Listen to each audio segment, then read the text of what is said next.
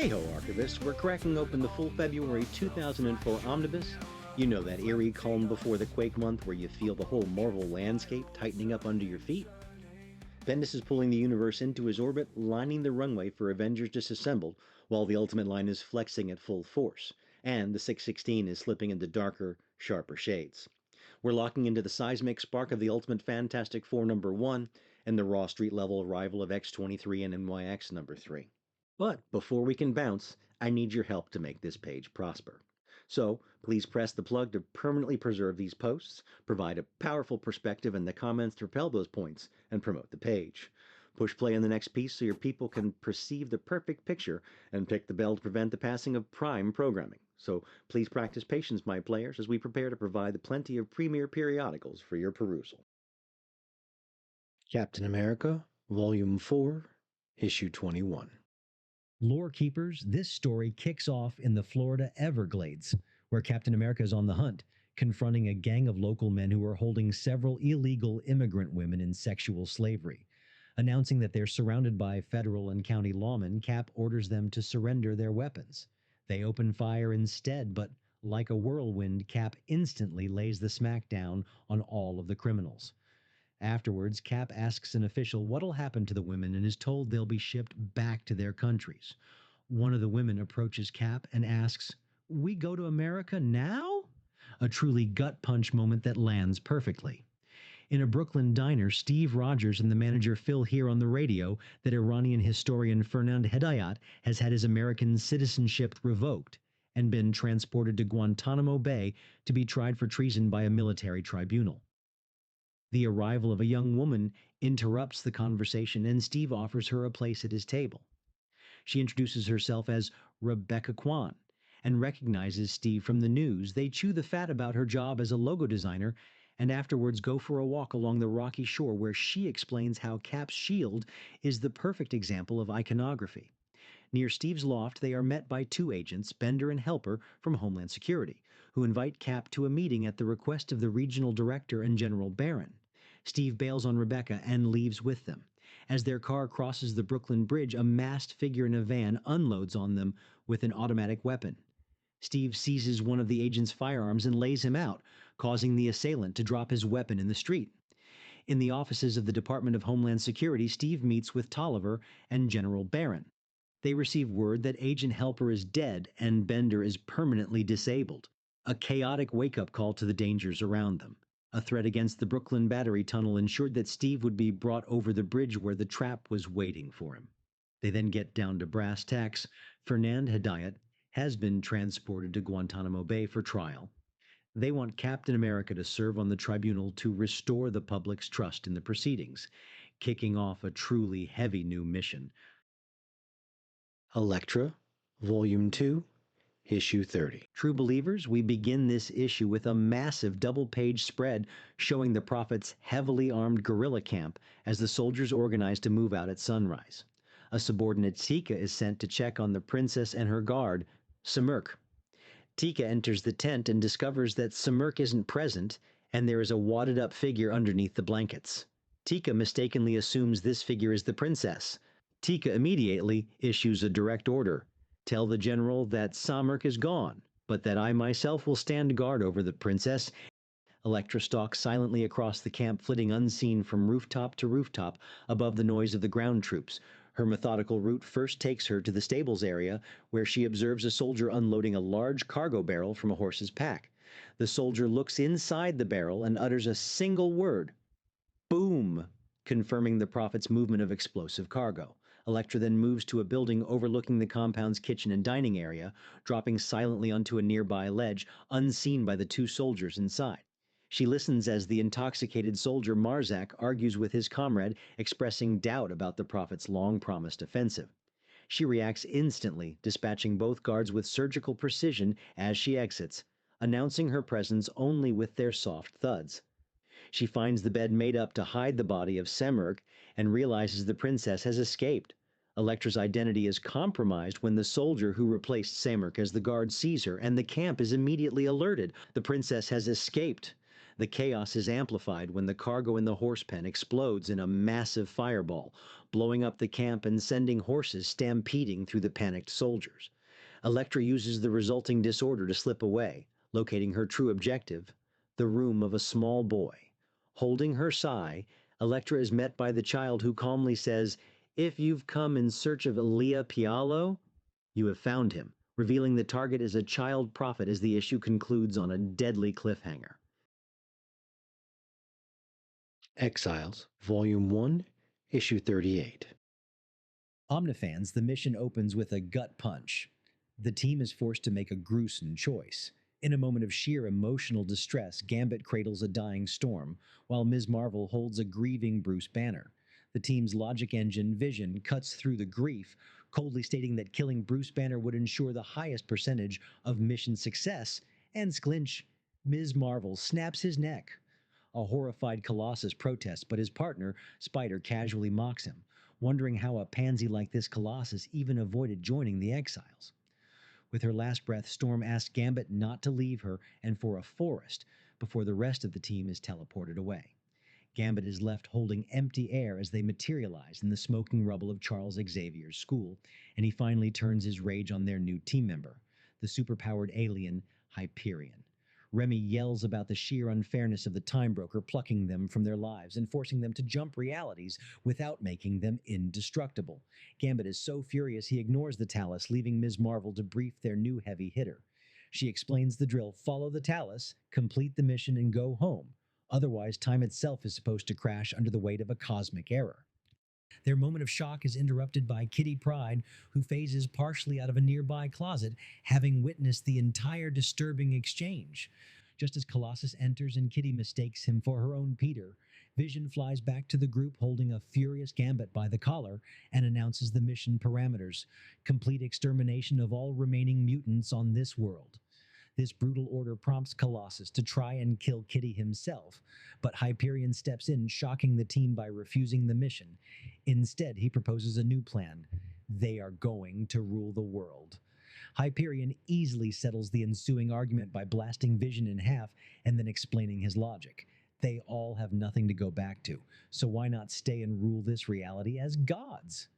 Spider immediately agrees, excited by the promise of unlimited murder. I choose trust. Gambit shrugs it off, Colossus reluctantly agrees, and Carol accepts the arrangement, even agreeing to Hyperion's terms that their affair will be only as often as he can between other women. Hyperion is satisfied, noting that Vision's lingering spark will prevent the Time Broker from sending a replacement. As this dark team prepares to seize control of Earth, Magneto, completely unaware of Hyperion's actions, orders the systems on Asteroid M to release the tractor beam. The asteroid's launch fails, but his technicians confirm that even without a successful launch, the Earth's gravity will pull the world-killing rock into the atmosphere, ensuring that mankind will go the way of the dinosaur. The Incredible Hulk, Volume 2, Issue 64. Vital visionaries. We're diving into an absolute powder keg of a story where Hulk is being played like a puppet and his gamma-fueled fury is about to reveal a clandestine operation. The shadowy organization Home Base has finally managed to snag what they want: a sample of the Hulk's blood, courtesy of one of their gnarly, genetically engineered krill creatures. But guess what? That krill is hauling gamma gold straight back to headquarters, and the Hulk is on its tail, absolutely apoplectic. Meanwhile, Doc Samson, Betty Ross, Sandra Verduga, and Nadia Dornova are in a serious jam, surrounded by a legion of krill with only a sputtering spotlight from a downed chopper keeping them at bay. The light is flickering, requiring one of them to brave the horde and restart the generator. Sandra, with her regenerative powers, volunteers, but the others rightly protest the insanity. Meanwhile, the home base mastermind incinerates a technician for his incompetence and orders the ominous S5 and S6 to start taking action because the big green guy is closing in fast. The action is non-stop and kinetic. The Krill monster dives into a crevice right outside the headquarters, and the Hulk, using his monolithic strength, rips the earth wide open, revealing the entire hidden facility beneath. The home base leader orders a full-scale distraction, sending a swarm of choppers to attack the gamma-spawned monster, who promptly shreds them like wet tissue paper, simultaneously damaging their prepped laser cannon. This is pure Hulk smash catharsis. While this maelstrom is exploding above ground, Doc Samson and the others are running out of time before the light fails. Betty and Nadia drop some vital arcane knowledge. The Krill are vulnerable to water. With their shotgun kaput, Samson improvises a brilliant MacGyver-esque water cannon using a handgun, a busted rifle barrel, and Nadia's shirt. He then pulls the trigger, blasting a nearby water tower just as the Krill descend, short-circuiting the horde. Samson quickly gets the chopper operational and, leaving Nadia behind, rockets toward home base with Betty and Sandra. The final confrontation is a gut punch of ethical complexity and raw power. Inside home base, the sinister mastermind initiates the ultimate manipulation. He lures the Hulk back toward the damaged laser cannon by parading the child Ricky Myers, who is only in the facility because he's helping build a model of the experimental plan, as bait. The Hulk then forces his way into the heart of the facility, where an operative confronts him, asking if he's seeking the Krill or Ricky Myers before pointing to the boy. Driven by pure focused rage, the Hulk goes after the child, and that's when the mastermind unleashes the laser. The blast hits the Hulk with such incalculable force that the entire room caves in, burying the innocent boy alive beneath a mountain of rubble. What a revolt in development. The complexity here is massive, given Betty's unexpected presence and the whole nightmare-induced plot manipulation. This isn't just a simple rescue, it's a high-level psychological crucible for the Green Goliath. Epic. Period. Supreme Power, Volume 1, Issue 5. What's up, Comic Crusaders? And welcome back to our Supreme Power Breakdown. We're diving back into issue number 5, where Mark Milton has been gifted a luxurious high-rise penthouse as his new home following the tragic public pretense of his parents' deaths. But this isn't a gift, it's a golden cage. Mark is absolutely not content with the government's generosity, feeling less like a national hero and more like a prisoner from society. While the government attempts to pacify their Superman analog, deep within Project Hyperion, the caretakers are busy working on a new epic showdown, or rather, a new weapon to use against him. They're about to activate a countermeasure, the superpowered Joe Ledger. So, with Mark locked down, the scientists and military brass plan to reawaken Joe Ledger from his coma. Their goal is clear, lore keepers. Expose him to the powerful energy signature of Mark's original spaceship to not only gain another superpowered agent, but also to create a crucial deterrent against the insane power of Mark. This experiment is high stakes. Previous attempts to remove the strange alien prism genetically bonded to Joe's hand resulted in tragedy, costing the lives of personnel, including one orderly who literally turned to stone just by touching it during the transfer. Despite this horrific history, Dr. Bill Stedman examines Joe, confirms the prism is genetically bonding to him, and moves forward. They plan on stimulating electric currents into the prism while exposing him to the ship. The ship is kept safely behind 5 inches of lead shielding as a necessary precaution due to the high risks involved. The experimental period drags on for a long length of time without any sign of reaction from Joe, causing an impatient General Casey to lose his cool. He orders Dr. Stedman to retract the massive lead shielding. Just as the protection slides away, the ship suddenly emits a powerful, blinding white light that floods the entire facility. This absolute bang awakens Joe, who immediately flies out of the facility, free of both his coma and his handlers, and now a newly powered rogue element. Elsewhere, the attention shifts to Georgia, panel pundits, where booking agents Bill Gareth and Tom Henderson pay a visit to Abigail Stewart. They know her son, Stanley, is none other than the hyperspeed hero, the Atlanta Blur, and they want to offer him a high-profile job as a spokesman for major corporations. Initially, Stanley is wary of the agents and their offer, but eventually comes to accept it. He makes his first major public appearance on television, instantly catching the unprecedented attention of both the government and Mark Milton. The stage is now set for a cosmic crisis collision between Hyperion, the Atlanta Blur, and the newly awakened superweapon, Joe Ledger. Just be sure to join us next time as the full team starts to assemble. Thanos, Volume 1, Issue 3. Archivist, we are diving deep into the mind of a cosmic giant. In a breathtaking sequence of flashbacks, we see Galactus's tragic and lonely origin revealed. He was a scientist from Ta who was the sole survivor of the sixth cosmos. He plunged into the literal cosmic egg that caused the termination of his entire reality, and in its reformation at the Big Bang, he was reborn as the devourer of worlds. This heavy burden initially caused him immense guilt, forcing him to remain awake for millennia. But recently he discovered a bizarre energy signature, one that shockingly perfectly matches his own biospheric energy.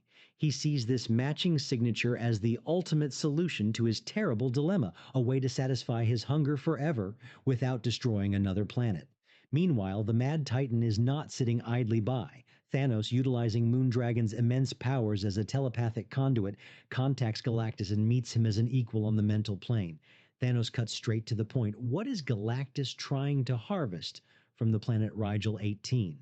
He proposes a temporary alliance, offering his aid in exchange for knowledge, a trade Galactus refuses to even consider. When Thanos tries to force the issue and mind meld with the Devourer to learn his intentions, Galactus brutally fights off this attempt. Infuriated by Thanos' effrontery, Galactus immediately resolves to kill the Titan. Thanos calmly dismisses the mind meld, calling it only a diversionary tactic. Because while the two cosmic powers were locked in a psychic duel, Pip the Troll was able to perform a flawless infiltration. Pip successfully planted various surveillance bugs within Galactus' world ship to hack his databases, revealing Galactus' ultimate plan is not to simply feed on the planet, but to trigger the system's sun to go nova, a colossal universe-altering explosion.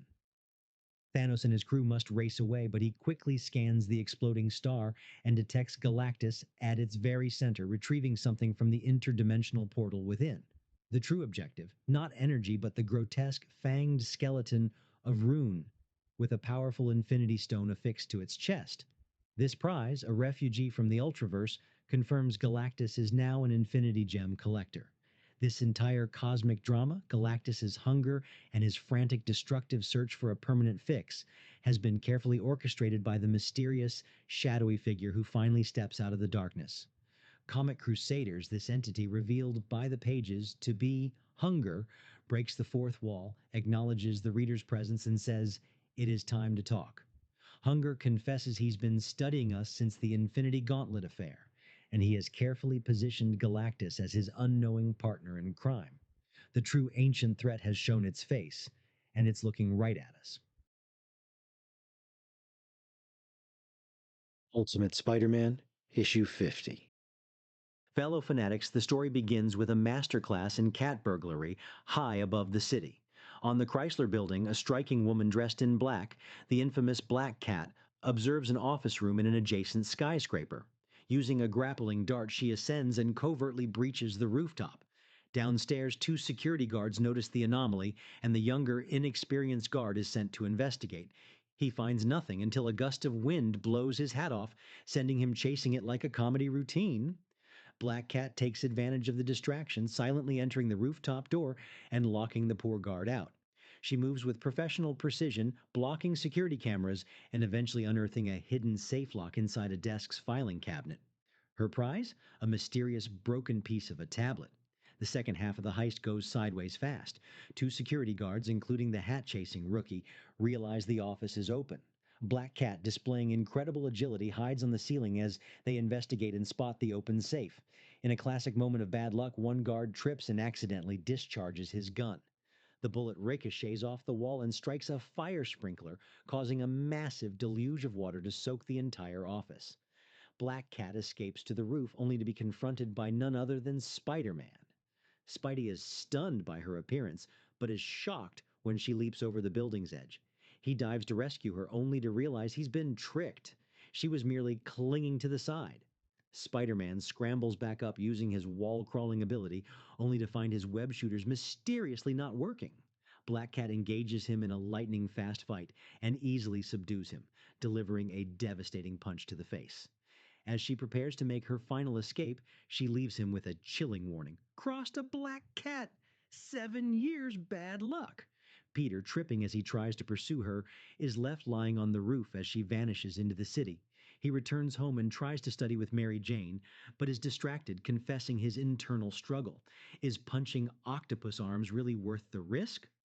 Mary Jane gently supports him, confirming she doesn't want him to stop being a hero just for him to be safe. Meanwhile, the Parker home drama ratchets up to a maximum level. Mary Jane's father, Greg Watson, arrives with MJ's diary in hand, demanding answers from Peter. He reveals a condensed entry detailing MJ's rescue by Spider-Man from the Green Goblin and furiously orders Peter to stay away from his daughter. Aunt May heroically intervenes, putting Greg in his place and forcing him to leave. After Greg storms off, Peter is honest with May about the danger MJ was in, while May, worried, prepares to take a walk by the Watson home. The episode closes with Peter seeing the news. Security camera footage of him chasing Black Cat is being broadcast, with reports suggesting they are accomplices in the theft.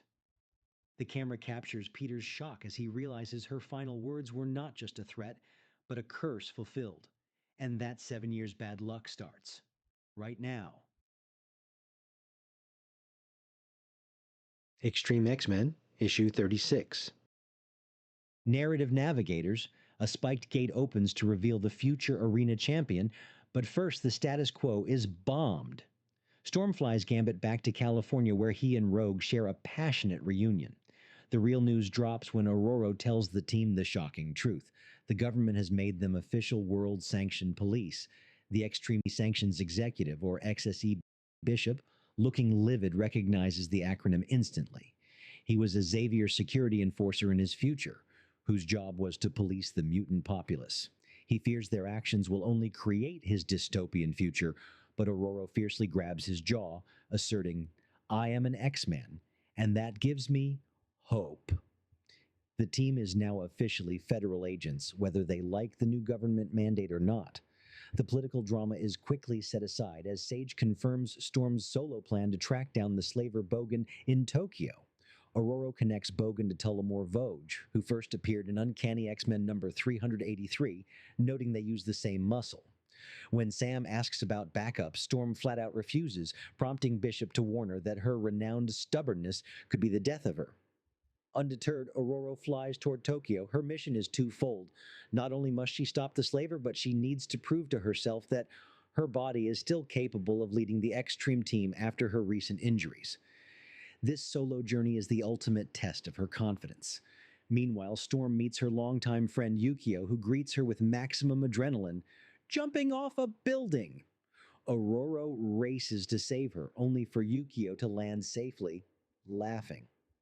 The comic history is rich. Yukio's anarchist influence in Uncanny X-Men number 173 inspired Storm's iconic Mohawk cut.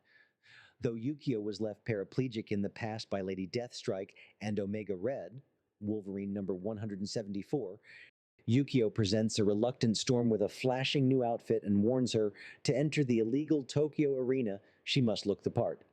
She asks if Aurora is truly afraid of the clothes, or the untamed wild card they will help to set free. The two women, now dressed in skin-tight, revealing combat gear, enter the arena, a chaotic, alien-like entertainment center full of cheering crowds.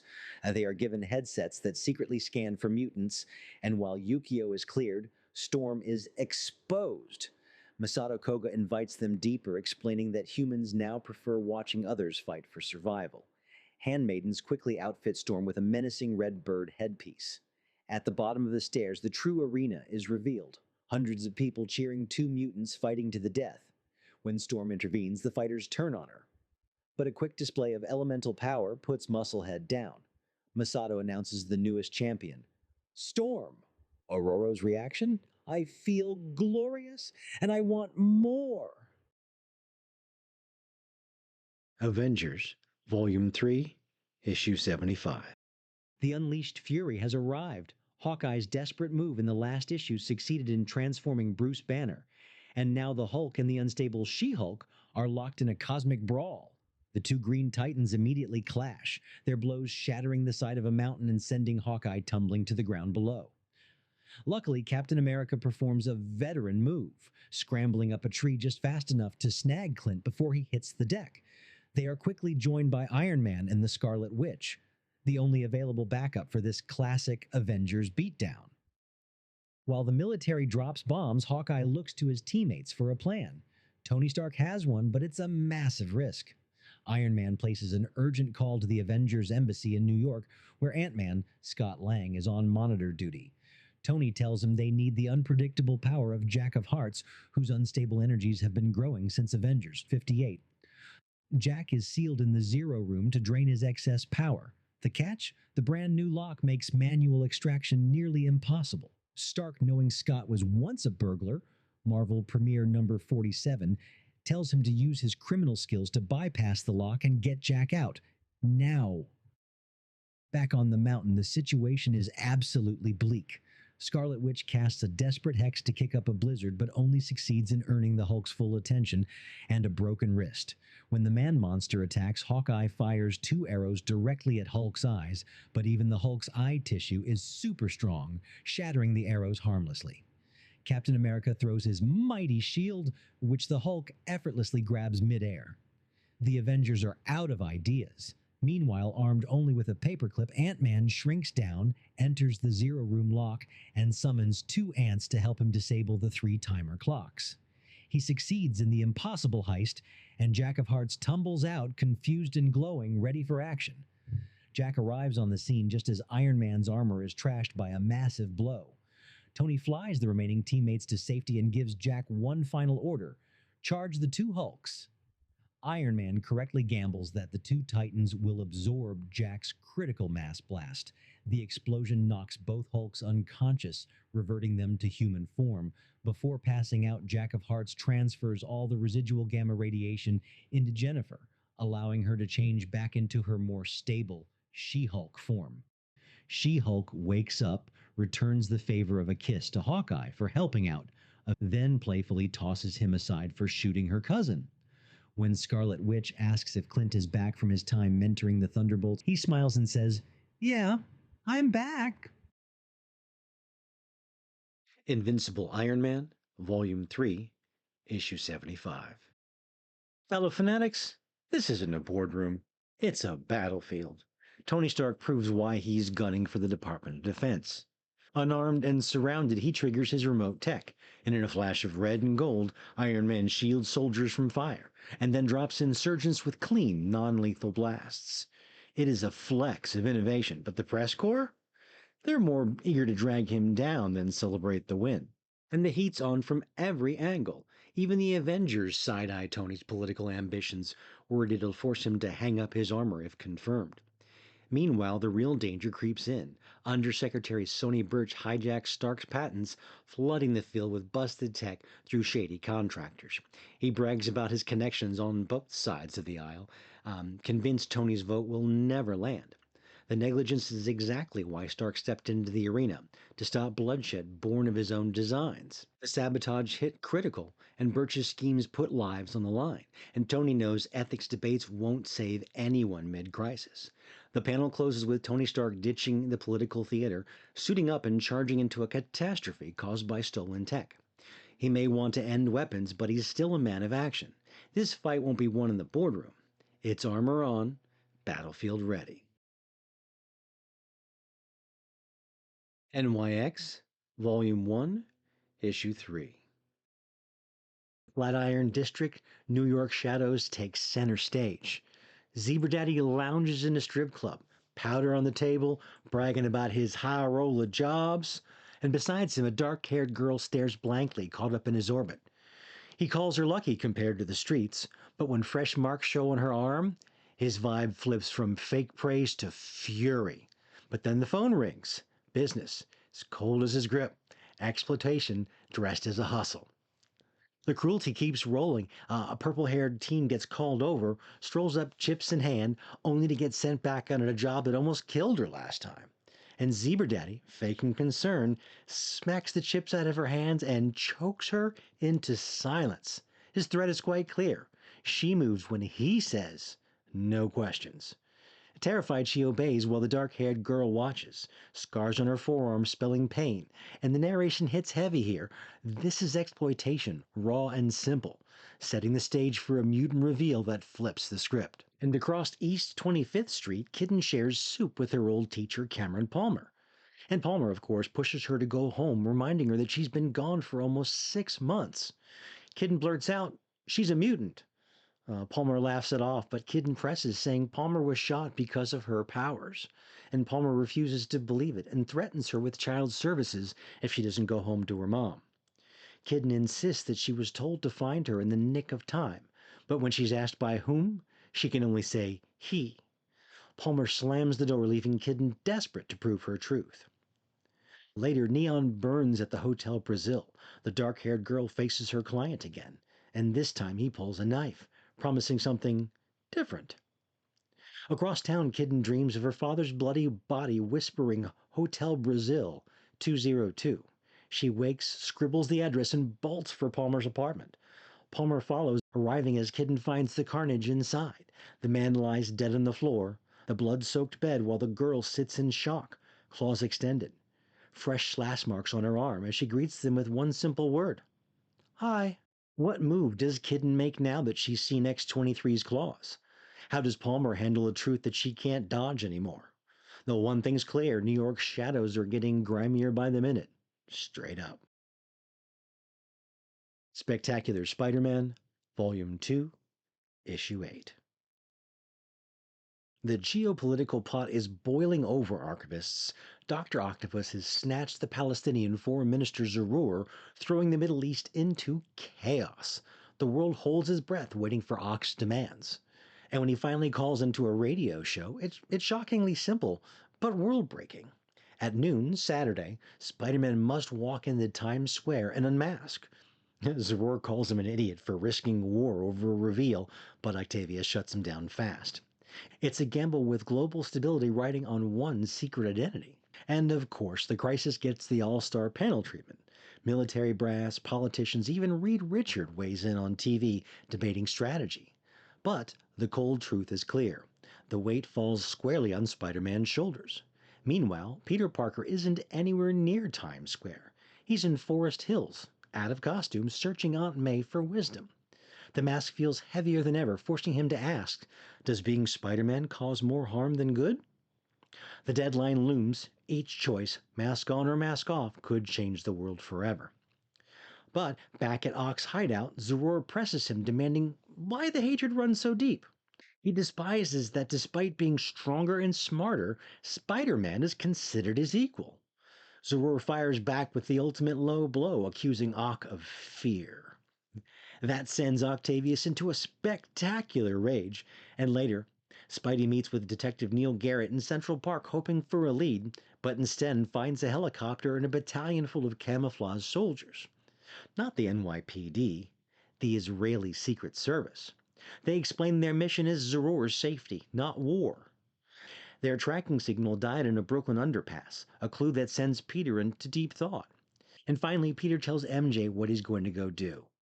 To make the only move that he can. What choice will Peter make, and how will the world react? One thing's clear, Doc Ock's about to cause some chaos. The Mighty Thor, Volume 2, Issue 72. What's up, Omnians, and welcome back to Thor, where in the far-flung future of 2170, King Thor's dream of a new Asgard has been curdled into resentment and rebellion. This ain't your grandpappy's utopia, Canon Keepers. Thialfi, Thor's previous advisor, reflects bitterly, calling mortals fat and lazy as part of fallout from Thor's utopian vision. Mistress Kaya has branded Thor unworthy and unable to lift Mjolnir, and Thor counters with the calm philosophy saying mortals should pledge allegiance. But catastrophe mounts, forcing the king to admit a course correction is needed. The pressure hits fast, and Thor confronts his son Magni, who skipped the royal ceremony. Magni bristles, irritated by his father's obsession with the mortal girl Jordal. And even as Thor and Thialfi agree to muster a force against rebellion, Loki slithers back, humble servant to Magni, but still stoking suspicion. Thor confirms the deeper crisis. Mjolnir is gone forever, destroyed by betrayal. Reluctantly, he agrees action must be taken. and the war party mounts, led by Magni, who drops a cynical line. Mortals? Even their protests are more fun to be around. The tragedy begins. Prince Magni leads the Asgardians into the mortal village, and chaos erupts. Hogun, fueled by centuries of hate, refuses restraint, ignoring Magni's orders. Magni steps in, ordering both sides to lay down their arms, and for a moment, hope flickers. But then the mortal leader detonates a hidden bomb, blowing himself apart. And in a gut punch of heroism, Magni throws himself over the blast, shielding mortals and Asgardians alike, proving his courage in the most brutal way. The sacrifice seals the verdict. Thialfi, shaken but defiant, posits that for the good of Earth, Asgard must go. And meanwhile, Loki, disguised as Thor, seeks out Jordal and tells her he finds her curiosity about the past intriguing and asks her to share everything. Oops. Will Thor accept that Asgard has become the problem? And how will Magni's bond with Jordal reshape the future? One thing's clear, this utopia's collapse is messy as hell. Saras. Ultimate X-Men, Volume 1, Issue 40. Professor Xavier and Jean Grey roll up on the Worthington estate expecting elegance but finding rot. Warren's parents are so disgusted by their son that they've hired staff and lawyers to raise him, shoving custody papers at Xavier for cash. The gross exchange ends with Warren himself swooping in, blonde, flawless, wings blazing in the white morning sun. Later at the mansion pool, Rogue loses it. She calls him a literal angel, a sign from God, proof that something bad is coming. The team scoffs, pointing out that he's just a mutant, but Rogue fires back that they've got a demon in Nightcrawler. Why not a biblical angel? And Xavier shuts that religious debate down fast. 2 days later, Rogue's fears look a little less wild. Protesters swarm the X-Mansion lawn, CNN headline blazing, "Angel in our midst." Xavier is furious and the leak is obvious. Beast. Hank admits that he's been posting updates on the mutant fan site, calling it good PR. And Jean Grey unleashes a verbal beatdown, screaming that people flock to dirt that kind of looks like maybe something? What did he think was going to happen if he announced an angel online? And suddenly Warren's gone. Cyclops wants to mobilize the team, but Xavier, playing the manipulator, sends only Storm, knowing Warren is drawn to her. Beast, Storm's boyfriend, not so much. Storm finds Warren on his favorite butte, who admits that he enjoys the stares of his fellow freaks. Storm counters with empathy. He's stunning, sure, but soon enough the team will find something annoying about him. She confides that people only see her powers and not her real self. She loves to write. Warren opens up saying that his father dumped him out of disgust.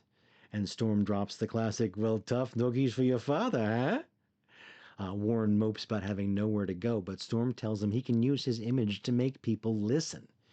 "You sure look like a messenger." And then brooding Warren lands amongst the mob and declares, "I am Warren Worthington. I'm 17. I'm not really an angel. I'm a mutant." The circus collapses instantly. Later, Beast sits in a diner, headline glaring, "Angel's a Mutant Hoax." An unseen figure approaches, noting that the patrons stare at Hank without realizing it. The Beast counters with, "Can I help you?" And the stranger names him directly and then offers chillingly, "Not as much as I can help you." The scene ends with an unsettling note. The Angel's arrival has cracked open chaos, and a new, deadlier player has just stepped onto the board. Who is this mysterious figure targeting the Beast? And how will Warren's reveal reshape mutant politics? One thing's clear, the Angel's wings just stirred up a storm, right? The Uncanny X-Men, Volume 1, Issue 435. In a high-security prison in Vancouver, Kane Mariko is locked up after capture by Alpha Flight's Guardian, Vindicator, and Sasquatch. Surrounded by guards, his lawyer Jennifer Walters, aka the She-Hulk, flips through his file. The file reveals that Kane's power comes from a mystical gem left by a demon Cytoric in a Cambodian cave. Jennifer quips that his origin sounds like a low-budget Hulk baddie, adding a touch of dry humor to the tense scene. Jennifer reads Kane's rap sheet, highlighting his worst offense, destroying a neighborhood tied to a young mutant named Samuel Squidboy Perret, whom Charles Xavier took under his wing. She grills Kane on his motives and mental state. He obviously admits to having anger issues, and Jennifer suggests a plea deal and urges him to spill on associates like Black Tom Cassidy to cut his sentence. She hopes that Satora keeps him alive and breathing until freedom's in sight. And in the lawyer's office, Jennifer meets with Jack White and their client, Professor Charles Xavier, joined by X-Men Warren Worthington, Kurt Wagner, Bobby Drake, and Paige Guthrie. Jack plans to file for an extradition and venue change, but doubts it'll fly given the case's high profile in Canada. He wishes he had mental powers to sway the decision, but respects Charles's integrity. Jack pushes Charles to convince Kane to cooperate, warning of charges for harboring a fugitive. He calls out Charles for letting Kane into Canada despite his instability. Hinting at Charles's struggles with school expansions and recent attacks, Charles admits to feeling overwhelmed, but insists he's managing. And back in the cell, Kane complains about the lousy soundproofing despite the high-tech restraints locking him down. Guards throw insults his way, but Kane fires back with some quick, sharp jabs, showing he's one not to be pushed around. Suddenly, the Rhino crashes through the wall, barreling in like a wrecking ball, aiming for a breakout. A guard fires at Rhino, but accidentally hits Kane's restraints, instead loosening them. Rhino snarls, demanding directions from the guard, but Kane seizes the moment, knocking Rhino down cold and ordering the guard to hand over his gun. And with quick precision, Kane takes Rhino out, who collapses in a cloud of dust and smoke. The guard, now seeing Kane a new light, steps aside, but Kane chooses to surrender, raising his hands in a show of control and defiance. Watching security footage, Jack tells the Canadian official Kane's actions prove he's not a flight risk. He offers a deal, reduced sentence if Rhino's testimony about secret experiments stay quiet. The official agrees to consult the higher-ups. Later, Jennifer questions Kane's sudden change. Kane reveals a deeper side. His dad was a rocket scientist, and despite disappointments, Kane believes in women's rights, spirituality, and enjoys reality TV to prove humans' folly. He admits to being a Mets and Jets fan, sparking a playful debate from Jennifer, a Yankee and Giants supporter. In a hotel room marked by signs of recent fight, Kane and Jennifer share a moment. Kane admits that sometimes women just outclass men. Jennifer probed Kane's past about Black Tom Cassidy, learning that Kane once found Tom living in squalor and bought a castle for them to hide out and seek a cure for Tom's condition. Despite his criminal past, Kane shows genuine care and complexity. Unseen, someone wearing a Juggernaut armor approaches the window, hinting at a new threat ahead. X-treme X-Men, Volume 1, Issue 37. Comic Crusaders, welcome back to the Tokyo Arena, where Koga unveils his newest champion, Storm.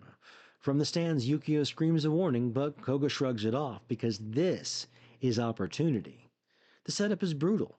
One victor and everyone else defeated. Samurai-clad workers drag Silken Musclehead from the ring as Koga brags about power and money. But Storm isn't listening. The crowd's roar cracks the cage around her spirit, and without a word she rides the wind skyward, snatching Yukio and blasting through the ceiling. The two soar into a torrential downpour, a Storm Aurora herself is unleashing. Inside Yukio's apartment, the assassin steps from the shower, dragon tattoo gleaming. While Storm watches the weather report, 6 centimeters of rain per hour, her storm is literally drowning Tokyo. Yukio startles her bluntly in saying that she's flooding the city. Storm agrees, drying them both off with the gust. And as Yukio changes, Storm sees a report on Maria DeCanto, a human who tried to kill mutants. Storm asks why mutants are always the enemy. Yukio lays it down. Prejudice targets anyone other. Storm pulls up the voiceofhumanity.com, a hate site plastered with Xavier's photo and the late Serafina Montoya. The weight of hate is heavy. Storm stares at Xavier's image, furious, splashing wine across the screen. She laments the policing mutants was easier when the numbers were small. And on the balcony she asks how to police an ever-growing community. And Yukio answers, you can't save everyone. And later as they sleep, the sliding door opens. Years of training kick in and Storm dodges a crushing blow that obliterates her pillow. The fight explodes and the attacker shrugs off a tornado, mobster accent thick, slamming Storm into a wall. Bonkers doesn't even cover it. The brute catches Yukio's shurikens mid-air. Lightning crackles as Storm warns him to release her, or Fry. The light reveals Guido Carosella, strong guy? He smashes hidden cameras, proving Koga's surveillance. Urgently, he leads them to a nearby sentient home owned by Lila Cheney, programmed to accept Storm as co-owner. Yukio's suspicion lingers while Guido explains after X Factor disbanded, he was duped into the arena with promises of luxury and tattoos marking his ownership. The sentient computer projects Guido's words. Every arena has a champion, everyone else is property. Koga's just the manager. And to rise, you must defeat the mutant above you. To challenge the champion, you must become one. Storm was lucky defeating Musclehead gave her the free pass. She can leave, but if she does, mass battles will erupt with many dead. If she stays champion, she can never leave, and the bouts end in death. Storm's fury ignites. In her red arena battlesuit, she accepts the role, issuing a challenge. A voice cuts through. Well, since you asked. And Callisto enters, snake-like tentacles replacing her arms. If Storm loses, she belongs to Callisto. Will Storm embrace the arena's deadly rules or fight to break them? Can Callisto's twisted challenge topple the new champion? One thing's clear, this Storm is about to get savage, no lie. Ecstatics, Volume 1, Issue 17. Outside a Hollywood studio, chaos erupts. Lacuna, the mutant talk show host, is gunned down by a rooftop sniper. Guy Smith, Mr. Sensitive, levitates up to the roof and corners one of the slowest assassins in history. A fanatic soldier of Mr. Code, but before Guy can act, the sniper's face contorts, a suicide bomb detonating in his brain as Guy is flung away and barely survives. His suit shields him, but agony forces him to pop one of Xavier's pills to dull his senses. Amidst the wreckage, Guy finds an electronic device, proof that Mr. Code protects himself and his privacy by self-detonating zealots. Say that 5 times fast. Looking down at Lacuna, Guy curses himself for forgetting the girl who confessed her love yesterday. And at the hospital, Guy endures Lacuna's parents' fury. They blame Ecstatics for rejecting her and leaving her full of holes. Guy insists it was random, but the father's challenge was it truly random? Shuts Guy up pretty quick. Now, back with the team, they review the footage and deducing that Spike Freeman orchestrated the hit to stop Lacuna's investigation. Using his hypersensitivity, Guy holds Lacuna's life-supported wrist as Vivisector reads law firm names. The tremor hits on Williams, and Williams. Target locked. The Venus de Milo teleports the team into the firm's cavernous office. John Williams, Lacuna's lawyer, reveals that the documents have already hit the press, twisted into slander linking Ecstatics to chemical sales to Saddam Hussein, even MP3 piracy. The public now despises them, and Guy declares that they must win back the love with spectacle. And Dead Girl, fresh from communing with Spike Freeman's corpse, drops a bomb. She literally went to hell for this intel. Spike bankrolled Mr. Code's killer seminars and had Lacuna shot. The team teleports live on TV to Mr. Code's stronghold. Gunfire erupts and the anarchists burst through a wall, finding children? Guy orders Venus to evacuate the Wunderkind, but Mr. Code, barcode mask gleaming, knocks her out. Henrietta intervenes, but Mr. Code snaps her neck instantly. Enraged, Guy attacks, enduring Code's smug philosophy. America needs heroes and villains for drama. Their duel is a savage ballet. Guy levitates, dragging Mr. Code skyward, mantra echoing. It also helps to be a mutant. He drops him to his death, and Venus recovers, finding Cole impaled. Guy unmasks him, and, my God, it's you? But the mask is the trigger as the body explodes, and Guy's desperate warning is drowned out in the blast. What did Guy see beneath Mr. Code's mask? Did Venus survive the blast? One thing's clear.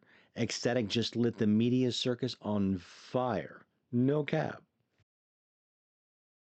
Captain Marvel, Volume 5, Issue 17.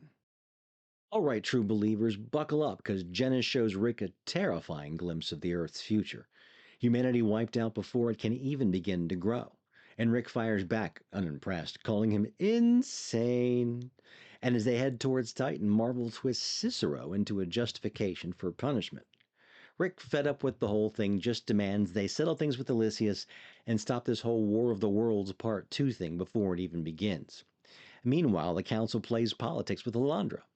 The Kree and Skrull representatives put on a show of hostility for the home team, but secretly they're aligned in pressing Alondra to act against Marvel faster than planned. And on Titan, Marvel senses something is off.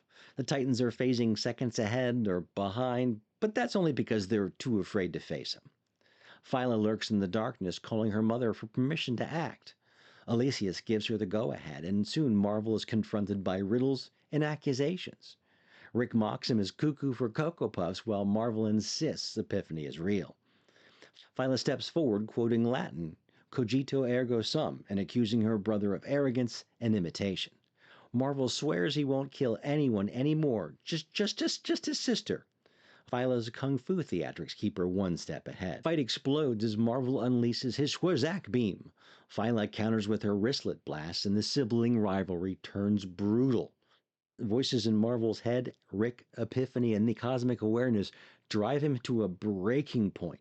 He screams for silence, unleashing a cosmic tantrum. But Phyla stands her ground, and she blasts him again, taunting that Elysius perfected her after Marvel was the huge mistake. Marvel quips back right between the eyes before trading blows that send them crashing into a church. Phyla follows monologuing about her disappointment, only to be shot by her brother. This battle is vicious, personal, and far from over. As Marvel approaches his kneeling sister, Rick fumes about being left in the dark, and suddenly Titans and their security forces arrive. Rick suggests a powwow to clear Marvel's fractured memory, while Elysius warns that Titans fear hurting him more than being hurt by him. Epiphany urges caution, but Marvel declares he knows what must be done. Elysius reveals temporal rifts left from Marvel's reconstruction of the universe, leaking chronal energy. One sits right here, ready to send them back, but before Marvel can act, Phyla lashes out with her light whip, dragging him into the portal as the Titans watch in shock. What will Marvel do now that Phyla's dragged him into the rift? And how will Rick handle the Titans' sudden arrival? One thing's clear, this cosmic storm is getting wilder by the minute. Daredevil, Volume 2, Issue 55. Wolverine decides to open up to Maya by recounting a profound story the Chief once shared with him. It's centered on a man whom Logan suspects was also Native American, who struggles internally despite being fundamentally good. Logan theorizes the man's past might have included run-ins with the law or a difficult upbringing that prevented him from achieving his full potential. To illustrate his inner conflict, the man told the Chief, "There are two dogs inside of me. One of the dogs is mean and evil, and the other dog is good. The mean dog fights the good dog all the time." And Logan immediately identified with this struggle. He understood the good dog as represented by positive intentions, order, purpose, and the respect for oneself and others, while the evil dog was rabid, self-indulgent, beast full of anger, blame, and desire to lash out at the world. The story continues when someone asks the man which of the two dogs ultimately wins. The man pauses, reflecting deeply before delivering the answer that changed everything for Logan. "The dog that wins is the one that I feed the most." The revelation instantly resonated with Logan, who had spent a lifetime dealing with setbacks, abuse, and manipulation, from the adamantium bonded to his skeleton to the murder of Silver Fox by Sabretooth. He realized that the more he focused on blame, anger, and revenge, the more he fed that mean, destructive dog. And it wasn't until he shed his ego and consciously chose to focus on the sense of purpose and the good in his life that his reality shifted, proving to him the power of enacting a positive story. Logan, slightly in his cups, is opening up because Maya's vision quest. He admits he shared this story with her because the man who originally told it died shortly after, before he could truly apply the major law of nature he had discovered. Logan acknowledges he's been, and sometimes still is, a jerk who lets the mean dog win. But this story lit a fire under him to at least try to cultivate the potential that others saw in him. Maya becomes tearful, stunning Logan by revealing that she heard the same story as a child. and it was her father's words told to the chief right before he died. Now she finally understands her father's legacy. She realizes that her search for meaning in the historical or modern hero myths was external. But people are actually writing their own powerful mythology every single day, possessing the Manitou, the power to plant something positive in the hearts of others. After Maya sleeps and has a vision quest confirming that her father Lincoln guided her through the vision quest, she awakens to find Logan gone and the sun rising. Later in Hell's Kitchen, Daredevil catches her performance of her stories through sign, dance, and music, including her play Parts of a Whole, where he recognizes himself. Matt tells her he's glad that she's found her place and that when Maya moves in to kiss him, he lets her.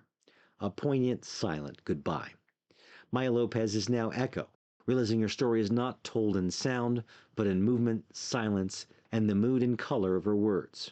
She embraces her mantle as a storyteller, puts on her Echo uniform, and performs her next play at the local theater. Emma Frost, Volume 1, Issue 6. Fellow fanatics, we open on a heart-wrenching scene at New England Hospital following the suicide attempt of Christian Frost, who is still hooked up to tubes and machines. The entire Frost family is gathered: Hazel, Adrian, Cordelia, and Emma. Adrian, ever the schemer, offers a hollow attempt at an apology, which Emma sees right through, yet doesn't care about. Her concern is purely for Christian. When the icy patriarch Winston Frost arrives, he immediately dismisses his son's tragedy, asking Emma, the one who found Christian and called 911, if she also phoned the press. After the doctor confirms Christian is stable, Winston erupts, prioritizing his reputation over his son's life. He's more worried about the story ending up on the front page of the Boston Herald than his boy's recovery.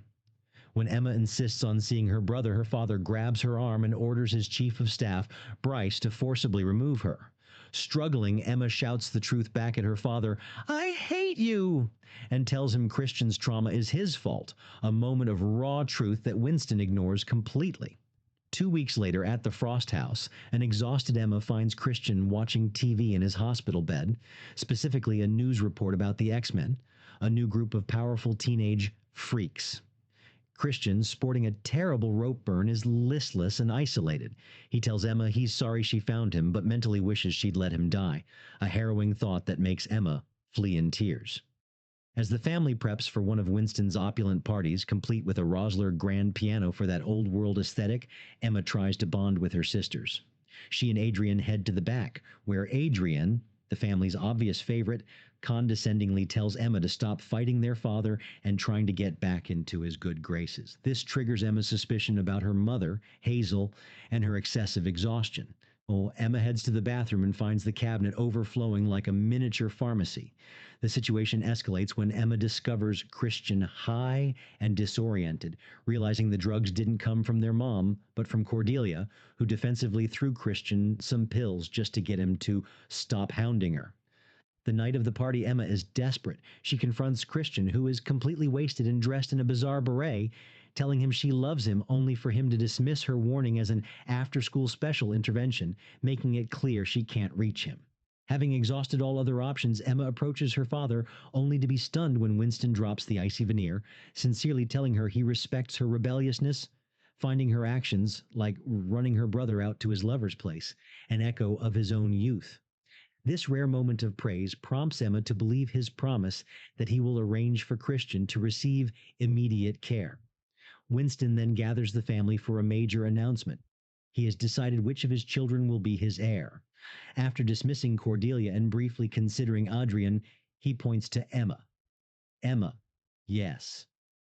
Before Emma can process the shock, 3 men from the Snow Valley Pavilion for the mentally disturbed arrive to make a pickup. Winston has changed his mind. As the sedated Christian is dragged away, he asks Emma why she did this, to which a devastated Emma thinks, "Never again." She throws on her coat, leaves her father's crumbling kingdom, and vows to forge her own path, setting the stage for her legendary career. Note, this scene of the heir choosing, coupled with Christian's institutionalization, retcons the story Emma told in Generation X number 24, where she claimed she was the one locked up, proving she twisted the truth to cope with the trauma, a detail later confirmed in New X-Men number 139. Exiles, Volume 1, Issue 39. Narrative navigators, in this broken reality, the mutant war seemingly ended, and in Washington, D.C., President Kelly is celebrating the success of his anti-mutant operation alongside Gyrich. Kelly calls the Avengers race traitors, and is pleased with his Sentinels protecting humanity, only for the smug celebration to be interrupted by the worst possible news. Magneto has launched a massive asteroid at Earth, giving them less than 24 hours until global extinction. And meanwhile, at the Pentagon's Sentinel Corps, General Ross and his aide are monitoring the cleanup. They believe the mutant threat is over, aside from the ones on Asteroid M, until the system starts flashing with errors. Colossus and Gambit are apparently alive again, and unknown superpowered entities like Hyperion and Miss Marvel are being tracked alongside the other survivors. Suddenly, a Sentinel is blasted outside the building and two heroes crash the party. Hyperion, ignoring Miss Marvel's call for backup, begins to brutally destroy the Sentinel Corps, while Ross is left sputtering questions. The battle turns ugly as Miss Marvel mocks Hyperion for abandoning her, only to be hit by a Sentinel blast herself. With her energy attack recharging, she desperately yells for Hyperion's help, who dismisses her. He's busy frying the main computer, telling her his action will take out all of the Sentinels, including the ones that are attacking her. After the core melts down in an explosion, a pissed-off Miss Marvel laments that after their history, she could have at least popped a few heads for her. Back in D.C., the Sentinels' destruction continues, with one crashing into the side of the White House, jolting President Kelly mid-plan session. As Kelly panics, Hyperion appears, hoisting the now dead President Kelly into the air and proclaiming, "Long live the King." With Miss Marvel holding a defeated Gyrich at bay, the two new rulers are confronted by Magneto, Rogue, and the Brotherhood, who arrive via teleportation from Asteroid M. Rogue, loving the chaotic vibe, tells the pair she loves what they've done with the place. Magneto quickly cuts to the chase. He came to offer salvation to their genetic equals before the asteroid ends life on Earth in 15 hours. Magneto has no interest in stopping it, only in securing servants for his space colony. Hyperion, now firmly in king mode, smirks and tells Magneto that he has no choice. Stop the asteroid and stay with him, or die. An enraged Magneto orders the Brotherhood to attack. But the battle is a massacre. Hyperion unleashes his heat vision, burning Wolverine to a smoking adamantium skeleton. He then grabs Magneto by the helmet, instantly incinerating Mystique when she shoots him. Hyperion reveals he is not of this earth and has no iron in his blood, making Magneto's powers useless against him.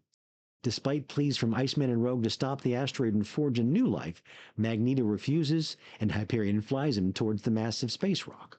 And in a final act of defiance, Magneto refuses to yield, and Hyperion simply implodes Magneto's head, leaving his body floating dead in the vacuum. Meanwhile, back on Earth, Vanisher successfully teleports the remaining survivors, Gambit, Spider, Kitty, and Colossus, to Storm's impenetrable field, just as the grim reality ends. Fantastic Four, Volume 1, Issue 508. Omni-Archivists. As seen previously, Doom is now using the body of the Invisible Woman as an unwitting marionette, and the combined forces of the Fantastic Four and the UN are flat-out impotent against the lethal force fields Doom is weaponizing. During the chaos, Doom inadvertently punts Human Torch into the dimensional rift, which sets up a future shockwave, while Nick Fury arrives just in time to see the sheer anomaly and correctly deduces that this is a transmogrification and not a murderous heel turn by Sue. Hold up. Doom bursts out of the castle to see Reed Richards, the man he despises more than anything, has initiated a hostile corporate takeover of Latveria during his stay in Hell. He is absolutely apoplectic. The Fantastic Four and Fury corner the master villain, but even though he's weaponizing Sue's powers with frightening efficiency, he's psychologically unprepared to deal with the Fantastic Four's unyielding synergy. The Thing creates a sonic cacophony by pounding on the force shield, while Torch uses blazing heat illusions as a split-second decoy. Mr. Fantastic then blasts Doom with a device that nullifies Sue's abilities, forcing Doom to perform another gnarly body swap, this time vaulting into Johnny Storm's flaming body. With Doom now jetting off like a maniacal rocket to find his armory bone dry, Reed realizes his fatal error. He doesn't have the bandwidth to convert UN lethal weapons into non-lethal deterrents. The kill switch is armed. Fury then delivers the ultimate mic drop to the UN. Doom is back, yes, but the FF is still in existential hot water for their brazen and international coup attempt. The situation goes from bad to absolutely radioactive as Doom executes the final, most devastating body swap. He seizes the Thing. Now an unstoppable orange behemoth, Doom grabs the powerless Johnny and issues a lethal ultimatum, forcing Reed to face an impossible Kantian-level moral conundrum: terminate his best friend to save his family. Victor, the absolute sadist, taunts Reed, but then Ben Grimm's indomitable personality surfaces for one final heroic moment, fighting off Doom's influence just enough to beg his best friend to pull the trigger. With a single heavy tear and an absolutely no other recourse, Reed snatches the weapon from Nick Fury and unleashes a fatal blast right through Ben's chest. The influence is gone, and the Thing is dying. His final wishes are perfect: an assurance that this wasn't Reed's fault, a farewell to Franklin and Valeria, and a final wistful reflection that his death wasn't closer to Yancey Street. What a revolting development. 6 weeks later, and the fallout is massive. The Fantastic Four's public reputation is utterly sullied by the coup, forcing the gift shop to shutter. But Sue receives a voicemail. Reed vows to find a way to resurrect Ben. Epic. Period. Runaways, Volume 1, Issue 9. It's 2:35 in the morning, and these kids are still running on fumes and hormones. Nico and Topher are locking lips while Alex sulks 6 feet away, whispering, "Why?" to himself like a bored hall monitor. Nico pushes Topher off, calling the whole thing wrong, while Alex barges into the room with his glare and his wounded ego. Topher bails, diaper jokes intact, leaving Alex to try to lay down some man logic on Nico about betrayal and nice guys. Meanwhile, the rest of the crew are knee-deep in the shenanigans. Talkback conjures a fiery stick figure that Topher mistakes for a flaming monkey? Molly snores like a champ. Gert admits she hasn't slept in 4 days since witnessing the murder and finding a dinosaur, and Talkback brags about his Howard Stern routine.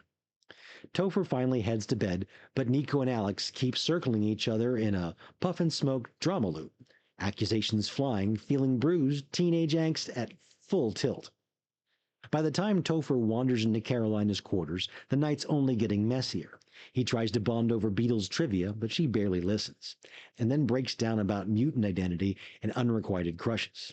She denies that it's Alex, thank God, and admits Topher smells like old baloney, but still calls him sorta cute. She kisses him. Nico spies, and suddenly the triangle becomes a square. Carolina reveals her alien light powers, blasting Nico when she interrupts. Nico retaliates with mud, and the two scream about who's kissing whose guy. Gert storms in with old Lace, yelling at them to knock it off, but Nico collapses as her staff reabsorbs into her chest. Alex arrives to mansplain the mechanics. Nico storms out furious, and Gert tells him to back off.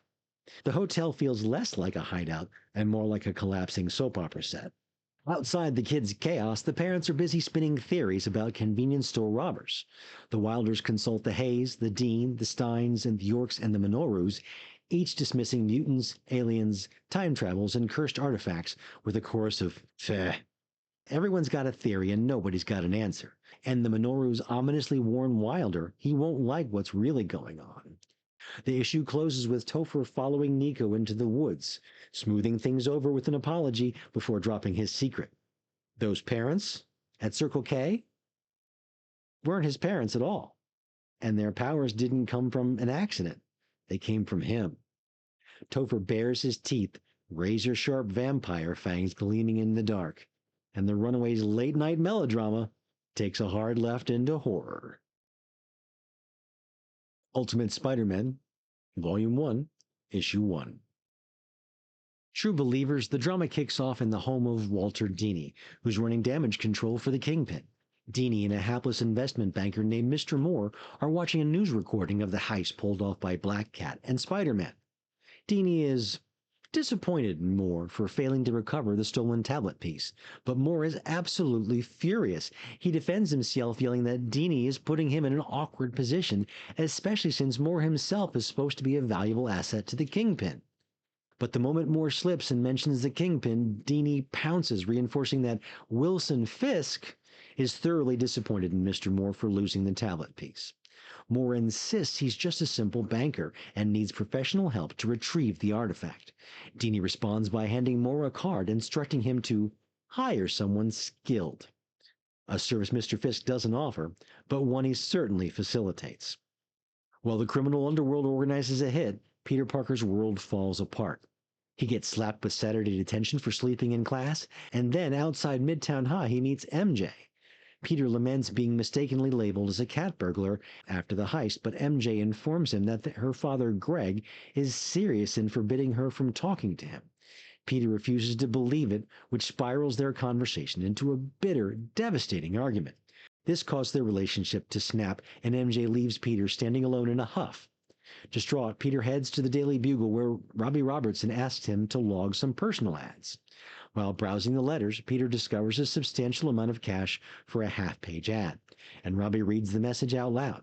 Spider, Spider, I was intrigued about our last meeting. Were you? Life is too short. We should explore this. Meet me one roof over from the last. The cat. Peter is instantly on alert. The Black Cat wants a meeting? The fellow fanatics, the plot threads immediately collide. Moore meets with the skilled mercenary Dini recommended, who is none other than the deadly assassin Elektra. He pays her the money and she forcibly instructs him to leave. And later that night, Peter attempts to call MJ, only to hang up after remembering Greg is guarding the phone line. Dejected, Peter decides to keep the date with the Black Cat. Spider-Man swings to the designated rooftop and is shocked to find the Black Cat waiting with cheese and wine? She genuinely wants to talk, eat, and drink. They share a brief, unmasked conversation while Petey's spider sense suddenly screams. He barely has time to tackle Black Cat to the ground before a sigh flies right past them. They look up to see Elektra besetting upon them, ready to finish the job. Comic Crusaders, Peter went from a romantic rooftop date to a desperate fight for his life against one of the deadliest assassins in the Marvel Universe. Get ready for a battle royale. Ultimate 6, Volume 1, Issue 5. True believer, this chapter kicks off an immediate, desperate fallout of the initial Sinister Six breakout. Nick Fury is absolutely seething at Triskelion, forced to watch his agents pick through the disaster site the villains left behind. Thankfully, Bruce Banner managed to sleep through the entire thing, but S.H.I.E.L.D's first priority is to secure the most valuable target. They find and take Aunt May to a secure, protected location. Now for the devastating ultimatum. Peter wakes up bruised and reeling after being electrocuted and captured by the Five. Immediately, Norman Osborn turns the screws and he drops the ultimate piece of blackmail. Peter refuses to help the Five with their final move. Osborn will ensure Aunt May is killed. With his family's safety on the line, Peter is given absolutely no choice and agrees to join them. This forced alliance sets the stage for utter chaos, but before the war begins, Captain America lays down the cold, hard truth to Nick Fury. Cap argues that S.H.I.E.L.D. and everyone else are entirely to blame for the maniacs currently tearing up the city, all because they'd been obsessed with trying to recreate Captain America. They build monsters when they're trying to build heroes. And Fury's about to fire back, but suddenly he realizes. He figures out exactly what the Ultimate Six are truly going to do, and the gravity of the impending attack hits him like a shockwave. And this is the moment the villains make their move. At the White House, Norman makes one final call to the Chief of Staff, and when the Chief tries to stall, telling Norman an agreement is a no-go, Osborn agrees to meet, but it's a trap. The lights of the White House are instantly killed, and the entire room is bombarded with electricity. Now, outside, the poor soldiers attempting to defend the Capitol are immediately electrocuted and killed. Out of the chaos and fire, the full team is seen marching directly towards the White House. But just as they approach the final defense line, the sky tears open. A S.H.I.E.L.D. helicarrier comes screaming down from above, deploying the Ultimates. The battle for the Capitol is officially on, and Spider-Man is caught directly in the middle.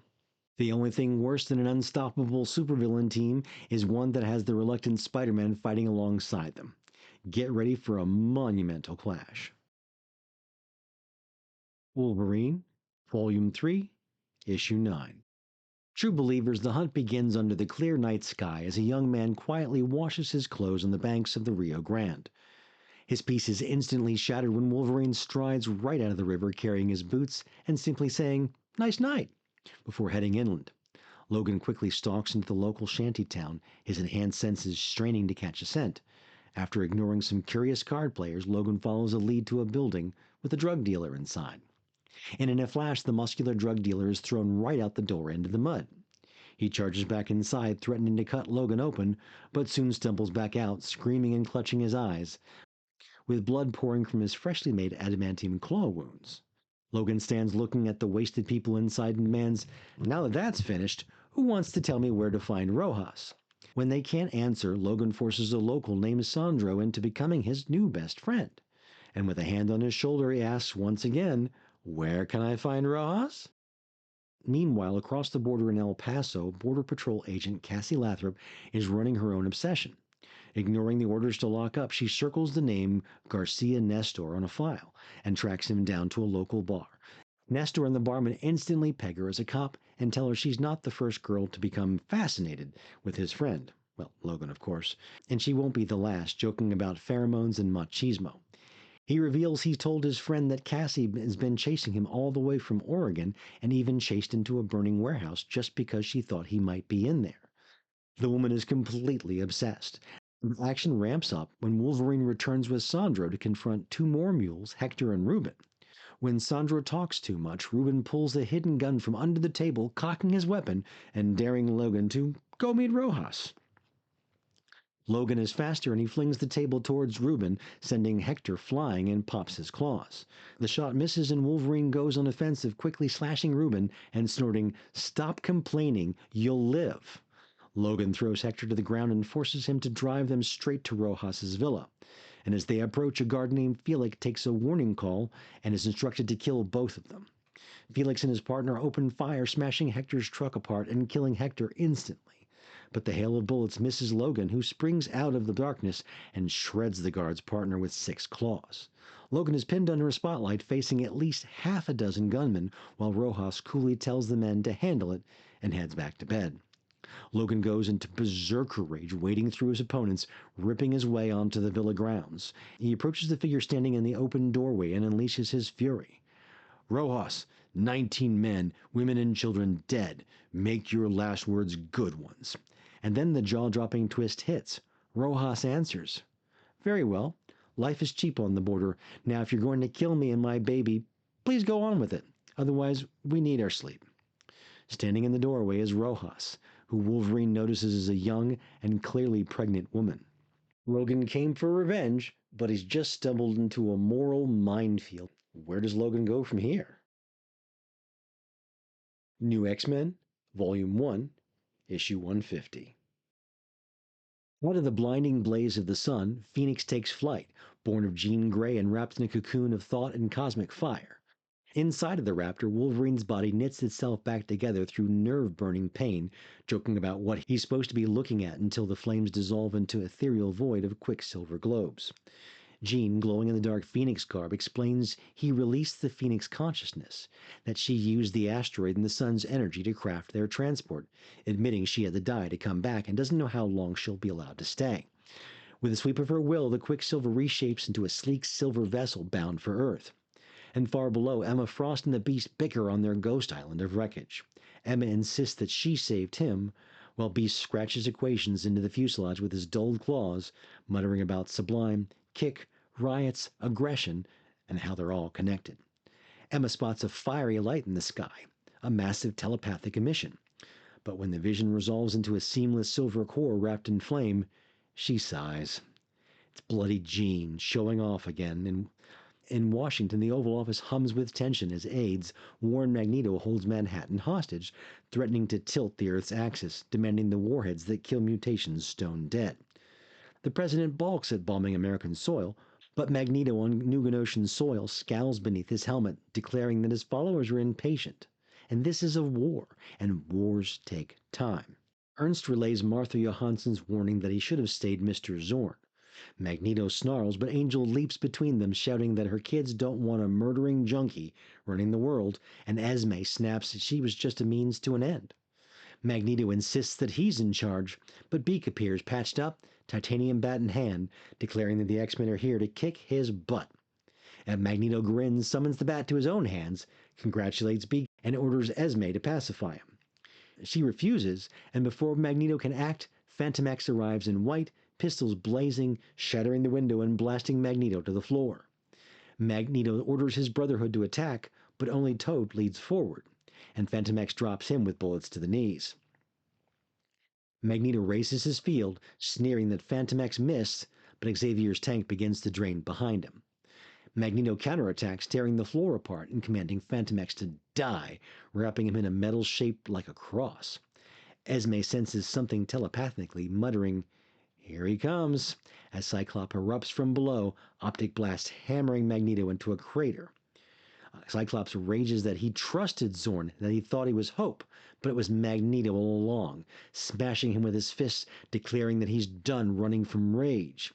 He blasts Magneto's helmet, shattering it, leaving him bleeding and blinded. But Magneto rises enough to smash Cyclops with Zorn's helmet.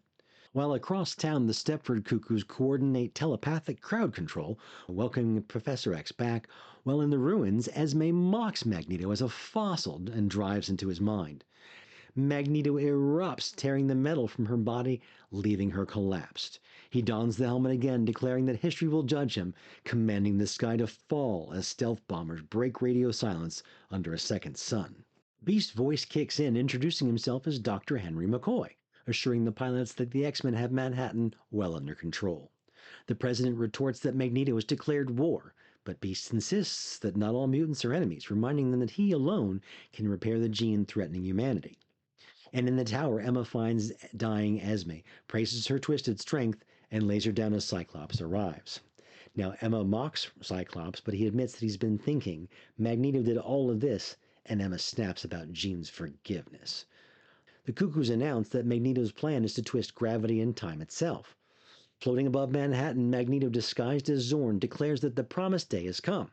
Officer Foster, battered but defiant, declares that he's under arrest. Magneto sneers, lifts him by the metal pin in his hip, and orders his followers to kill him. But Jean descends in Phoenix fire, saving Foster. Beast tackles Magneto, drives syringes into his collar, explaining that they'll neutralize the kick enhancer.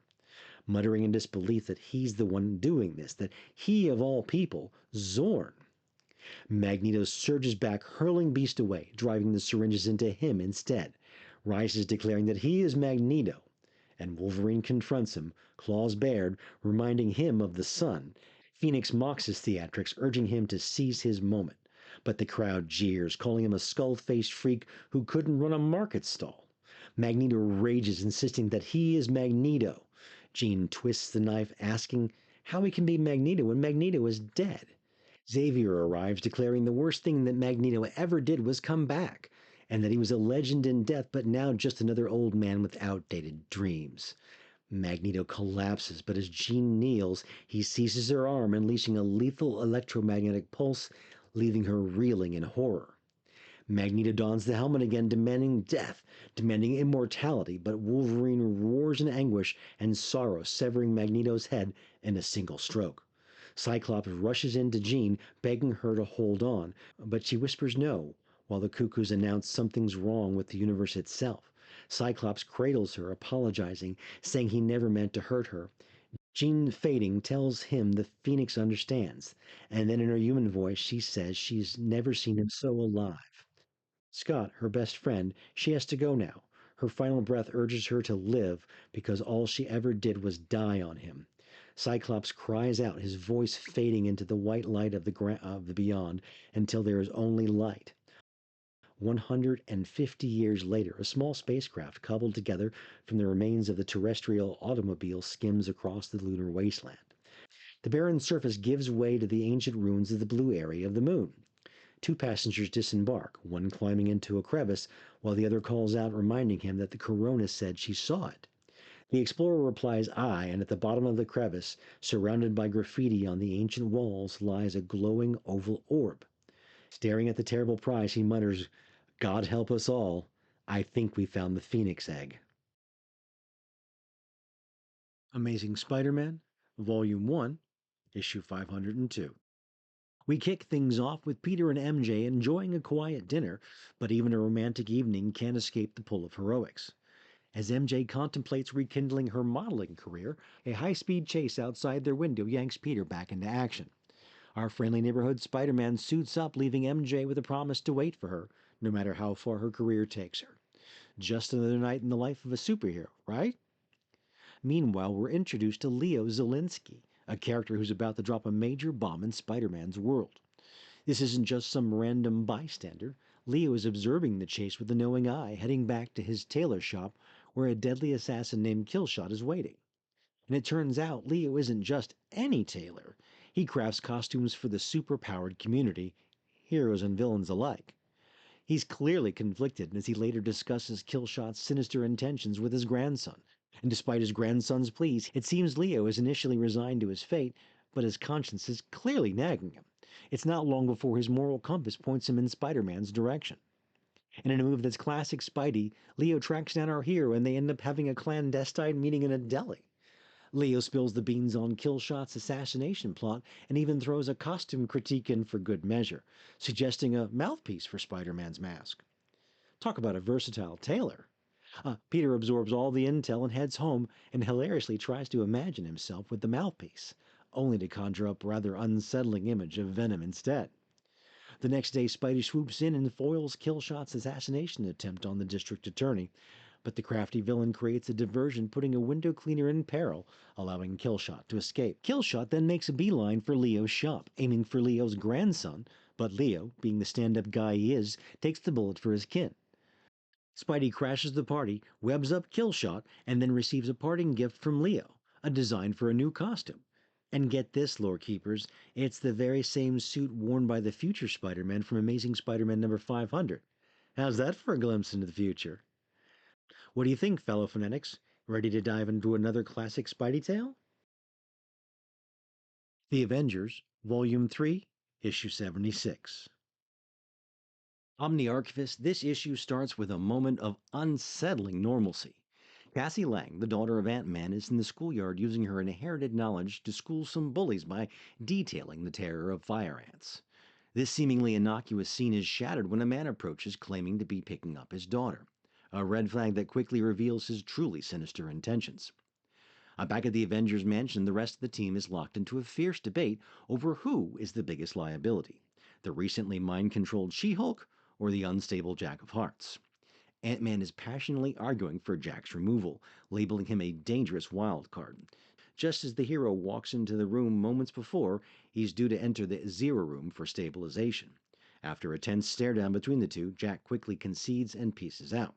Tells Captain America to do whatever he needs to keep the team safe. Before Scott Lang can head to the roof to apologize for his harsh words, he's hit with the disturbing message: Cassie is missing. With Jack of Hearts silently following, Ant-Man races to find his daughter. The trail leads him to Charles Cooley, a broken man who, in a horrific twist, is revealed to have murdered his own daughter and is now projecting his twisted ideas of purity and innocence onto Cassie. She's being held at gunpoint in an abandoned apartment while Cooley rants off the rails. Suddenly, a subtle smile crosses Cassie's face as ants go full tilt from the walls at her command. Cooley manages to wing Ant-Man in the shoulder, but before he can deliver a final fatal blow, a distracting swarm of bees attacks, allowing Scott to level the gun and scream that he's finally tired of people taking his daughter away from him. The standoff is interrupted by a big boom that tears open the wall, signaling the dramatic arrival of Jack of Hearts. The hero, ever the moral compass despite his unstable nature, talks a raging Ant-Man down from executing the killer. But the moment Jack turns to leave, Cooley reaches for the gun again, a fatal mistake. Jack swiftly and brutally wrecks his hand. Grabbing the killer, Jack of Hearts looks back at his teammate and says he finally understands what it all means. It's about making the world safe no matter the personal cost. Comic Collective, in his final definitive act, Jack declares, "I am an Avenger, so I am avenging," says a quiet goodbye, and skedaddles into the blackness of space with Cooley in tow. Silver Surfer, Volume 5, Issue 4. True believers, the Silver Surfer's chaotic arrival in Coastal City ignites a dark conspiracy and brings immediate, painful consequences. The psychic shockwave wakes Denise Walters, who's now in Gwynedd, Wales, where locals warn her she's being used. Facing the high stakes and knowing her own history, Denise takes a massive dose of drugs to amplify her abilities and force the psychic connection Acheron demanded. The action immediately shifts to Gabe in an alien facility on the dark side of the moon. Here he's suspended undergoing an agonizing alien modification, and the aliens note that his psychic energy is too high, so his physical body must be altered. The Silver Surfer's prior actions are cited as the cause for this transformation, with the alien Amnel stating that Silver Surfer knew Gabe would have to have this reaction. Now Gabe is in agony, bearing down against the pain and struggling to endure the mental intrusion. The aliens have provided a companion, Denise's own missing daughter Ellie, and Ellie appears to him in a psychic link to the physical preservation facility in Dr. Yedlin's zoo to help him adjust. Ellie reveals a much larger purpose to the operation. The aliens are collecting genetic seeds on Earth's endangered animals in case they disappear. The children are, therefore, part of an alien preservation project, while Ellie serving as both companion and data link. Denise's gamble works, but the outcome is terrifying. The drug-induced breakthrough gives her a psychic vision of her daughter Ellie running in distress because Gabe told her she would never see her mother again. Knowing that her daughter is a victim in an alien cosmic preservation scheme, Denise attempts to reach Acheron with the vital new clues. However, Acheron himself has already abruptly left Wales, giving his assistant a thank you note and a departure ticket for Denise. Denise ignores the ticket and remains in the hotel, alone with the cryptic references to seeds and Dr. Yedlin's zoo. She has taken the first step towards figuring out the conspiracy herself, now armed with the knowledge that her daughter is the key part of an alien arc. Comic Crusaders, the Surfer's good intentions have landed an innocent boy in a moon prison, and Denise's institutionalized past gives her a unique insight to save them. Denise Waters is now the only hope to save them both and expose the alien threat. X-treme X-Men, Volume 1, Issue 38. True believers, the Tokyo Arena is now the site of a brutal showdown. Callisto, the former Morlock leader, stands over Storm demanding she accepts a challenge that would forfeit the entire arena's servitude if she refuses. As the flashback reveals, this isn't just a challenge, it's revenge. Years ago, the powerful mutant group known as the Morlocks held the X-Men hostage under the streets of Manhattan. Their leader, Callisto, was challenged by Storm to duel for the lives of the X-Men in Uncanny X-Men number 170. Storm won their freedom in the Morlocks' leadership, sinking her blade deep into Callisto's heart. In the present, Callisto unleashes the torrent of 100 razor-sharp blades hidden in her outfit, slicing deep into Storm's left bicep. The true villain steps out of the shadows. It's Mask. And this is a huge surprise, fellow Fanatics, as Mask was supposedly killed by Shatterstar in X-Force number 9, and until this point had always been shown as a man. Mask, who also somehow now has the power to change his own appearance, begins the demonstration, placing his hands on Storm's face and reshaping her appearance into a beaked dinosaur, throwing Aurora to the floor in agony. Mask announces that most of the combatants will be sold as slaves, crushing promoter Koga's protest with the silent threat of her own powerful entourage member, Paradise. Storm makes a desperate sacrifice play, allowing Yukio and the others to escape. Mask transforms Storm's face back, leans down and kisses her on the lips. Suddenly, boils burst out all over Aurora's skin, and black smoke tethers to hundreds of tiny heads, Storm's inner demons. This sequence is a direct reference to the devastation caused by the destruction of an entire nation of their people on the island of Genosha, an event detailed in New X-Men number 115. Mask reveals his plan to bring forth every vision that seems glorious and noble, and then turn Storm over to the mutant torturer Purge to make her hate those visions. The final act is a brutal test of Storm's reserve. Mask forces a seemingly mind-wiped Storm back into the arena to fight, forcing her to confront the dark side she now feels alive with. When her opponent's helmet comes off, Storm realizes it's Yukio. Mask narrates to the cheering crowd how this Storm is ruthless enough to murder her friend. Even as the Devil Cat, Storm drops her weapon and screams, "No!" Mask proudly tells the terrified agent that they will eventually break Storm's spirit. And just like they did with Calypso, whose ordeal was also seen in Uncanny X-Men 259 and 263, Comic Crusaders, a simple duel for leadership has turned into a horrific mind game involving the death of a former villain and the near-breaking of a goddess. Uncanny X-Men, Volume 1, Issue 436. True believers, we kick off in a media res after Juggernaut and She-Hulk. By the way, not our She-Hulk. She's the alternate reality Jennifer Walters from She-Hulk number 21, vacationing in our reality from Earth 721. Anyway, a new Juggernaut wearing the classic armor smashes through the hotel wall and announces his arrival with a menacing and simple phrase. Cytorix sends his regards. Kane Marco is furious. He kicks Saturic's butt to break free, and now the evil deity is simply handing the power out to some imposter? Kane and Jennifer rush him, but this new Juggernaut is different. He bats Kane away like a fly. Jennifer's signature gamma-powered fist just bounces off, leaving her hands sore.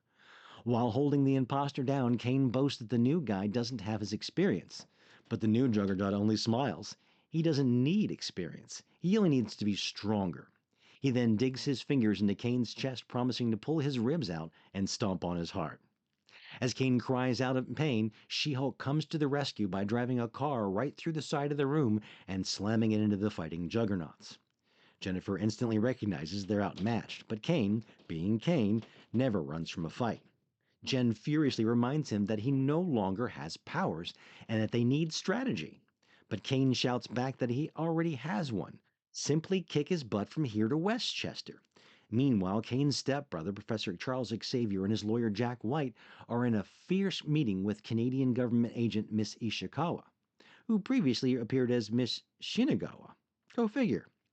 Ishikawa, a government agent whose claim about Canada needs the prestige for capturing Juggernaut, it's highly contrived, declares that Kane is beyond redemption due to his long violent record and the $428 million in property damage he caused in Vancouver.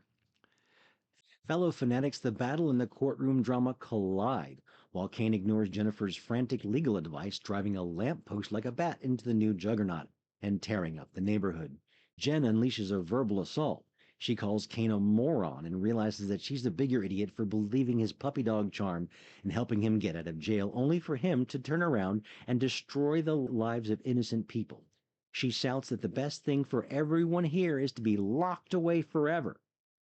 Just when Kane puts his hands over her mouth and screams the unexpected, he's asking for her help. Back in the office, Jack White is about to give up, but suddenly the witnesses arrive. Sammy Squid Boy Paré and his mother.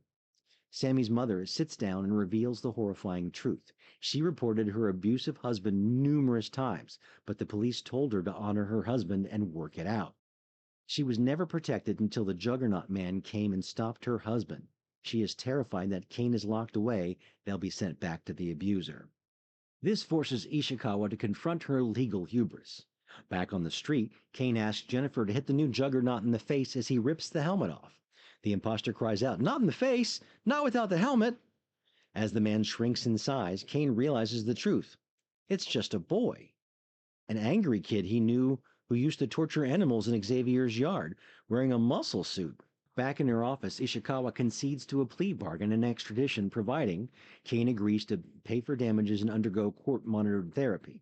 As Jack White notes, Kane Marco's trial is just beginning, hinting that this struggle for redemption is a far tougher fight than he's faced before.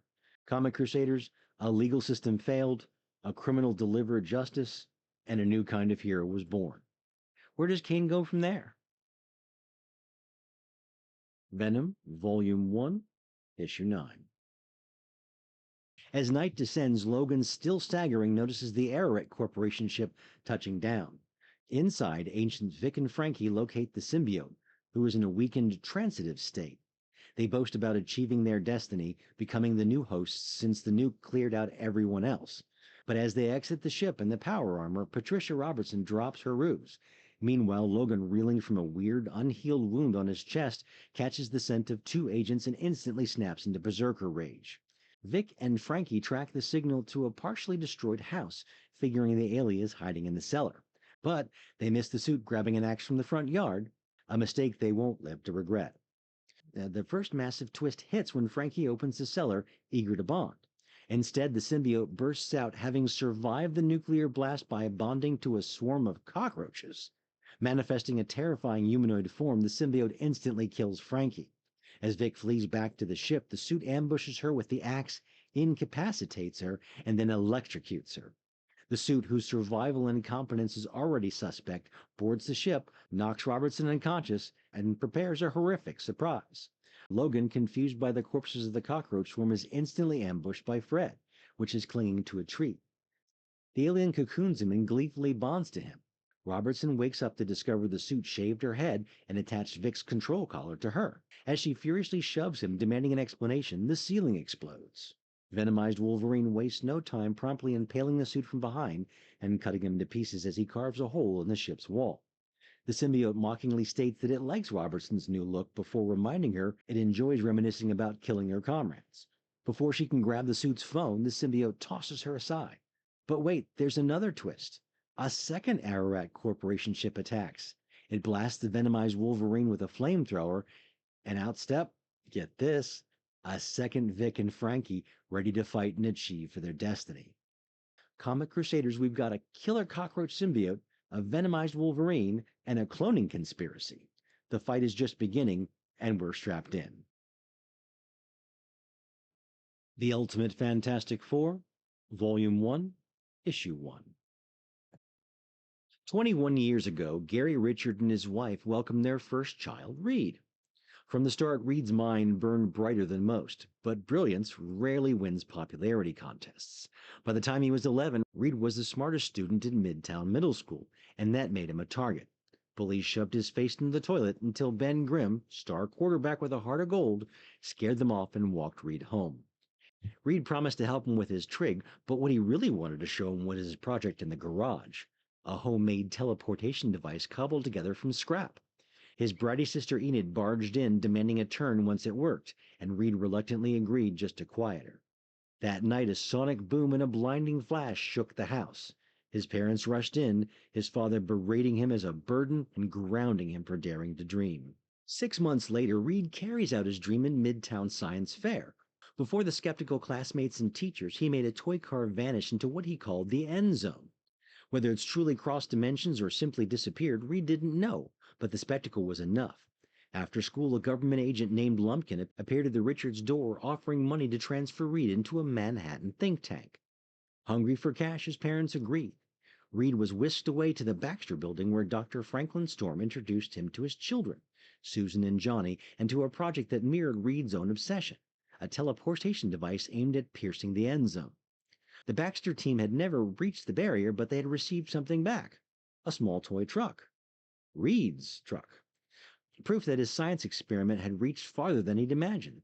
Standing in the gleaming lab surrounded by minds that finally spoke his language, Reed felt awe and vindication. His invention wasn't just a parlor trick, it was a doorway. The boy who had been mocked, grounded, and dismissed now saw his ideas reflected in steel and circuitry validated by the brightest minds in the city. With wide eyes and a single word, Reed Richards gave voice to the moment that would define him. Fantastic. Mystique, Volume 1, Issue 9. Short Pack is wigging out.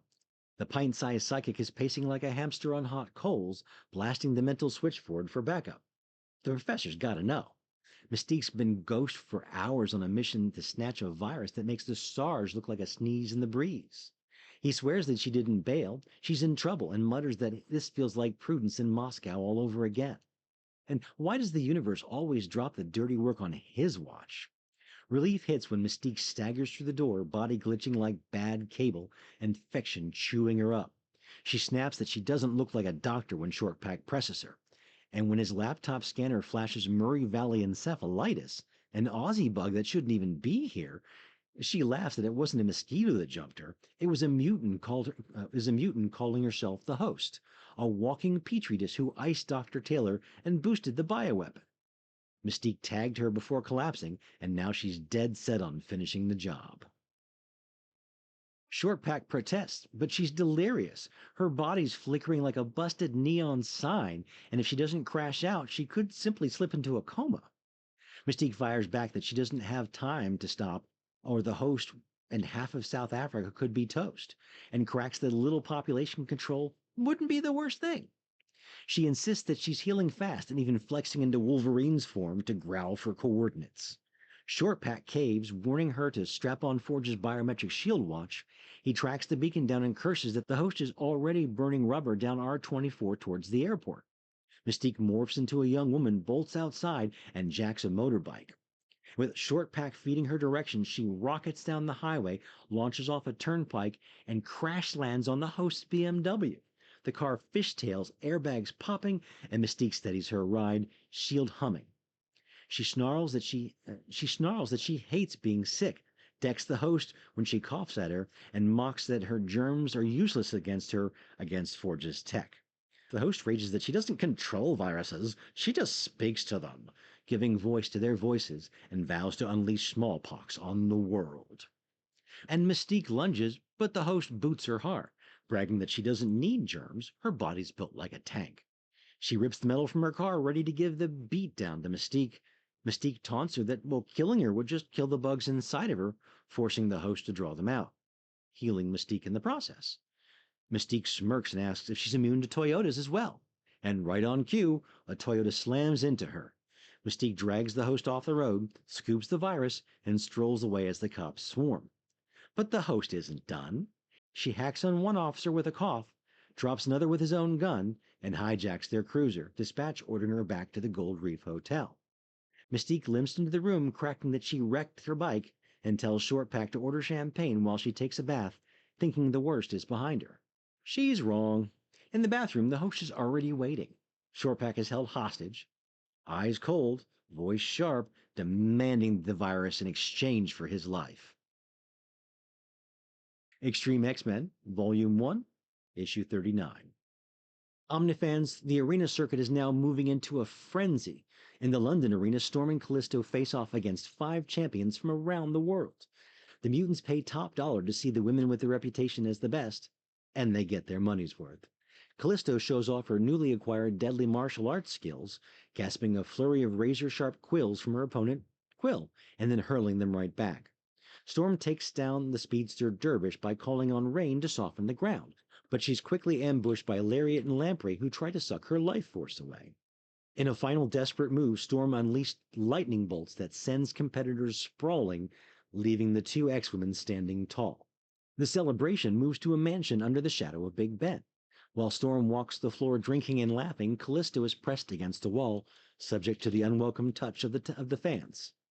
Behind closed doors, Mask and the rotund slave master Tulivor Vogue are negotiating.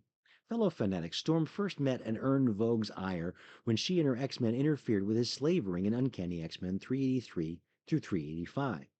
Now Vogue holds a hologram of Aurora, insisting he will pay any price for her, purely to get revenge.